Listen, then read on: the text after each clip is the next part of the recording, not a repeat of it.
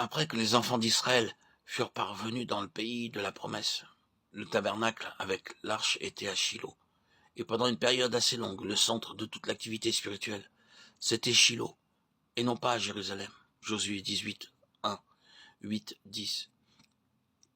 À l'époque des juges, l'arche se trouvait toujours là, à Shilo, Juge 18, 31. Après cette période, lorsque Samuel fut introduit sur le devant de la scène, l'arche était encore en ce lieu-là. 1 Samuel 1, 24. Le tabernacle se trouvait au milieu du peuple de Dieu, et l'arche était dans le tabernacle. Tout dans le tabernacle dépendait de l'arche. C'était le centre et le cœur du tabernacle. La seule chose qui se trouvait dans le lieu très saint, l'autel, le chandelier, était précieux, mais il représentait seulement l'œuvre du Seigneur Jésus, tandis que l'arche typifiait sa personne. Sans cela, il ne peut y avoir de témoignage. Le Seigneur lui-même est notre témoignage. C'est lorsque Samuel est entré en scène que l'arche a été séparée du tabernacle. Et quand l'arche partait, alors la gloire partait aussi. Le tabernacle ne devait sa raison d'être en tant que témoignage de Dieu que lorsque l'arche demeurait dans le lieu très saint. Comment l'arche a-t-elle été séparée du tabernacle? À l'époque des juges, Israël a péché contre Dieu. Le peuple de Dieu n'a pas chassé ses ennemis et il a servi de faux dieux. Chacun faisait ce qui lui semblait bon. Cette déclaration de la parole de Dieu résume la situation au cours de cette période. À la fin de la période des juges, Élie était souverain sacrificateur à Shilo. C'était un homme qui avait une certaine foi, mais pas beaucoup de vie. Un type de l'orthodoxie morte. Ses deux fils furent appelés fils de Bélial, fils sans valeur. Ils furent sans valeur pour Dieu et sans utilité pour son peuple. Non seulement ils commettaient l'iniquité dans leur service, mais ils péchaient d'une manière déshonorante.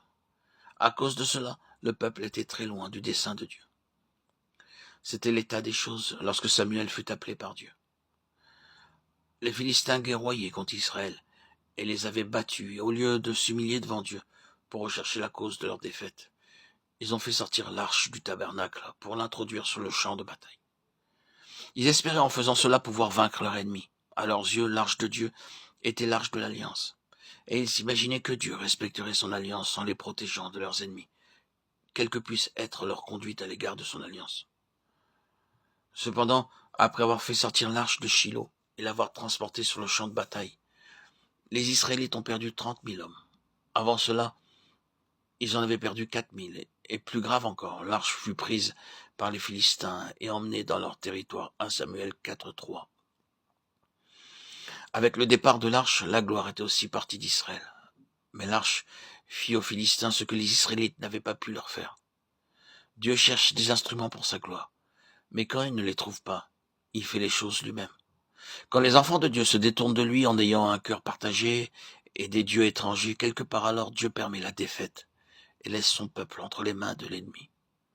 Nous pensons alors que Dieu, à cause de sa gloire, doit intervenir pour les délivrer, mais Dieu n'a pas besoin de clamer sa sainteté ou de manifester sa gloire devant les hommes. Quand un serviteur de Dieu tombe, nous voulons cacher la chose, et nous prions en demandant à Dieu, à cause de sa gloire, de préserver son serviteur afin que cela ne soit pas divulgué. De toute façon, c'est une défaite, même si elle est tenue secrète.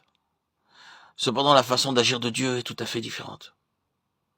Il laisse son peuple dans la défaite, aux yeux du monde, pour montrer qu'il n'a rien à voir avec la manière de se conduire de ce peuple.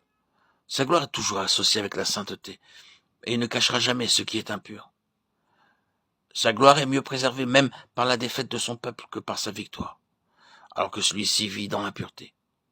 C'est pourquoi il a permis que l'arche soit prise, afin de montrer aux Philistins et au monde qu'il ne pouvait y avoir rien de commun entre lui et son peuple tant que celui-ci ne marcherait pas dans la sainteté.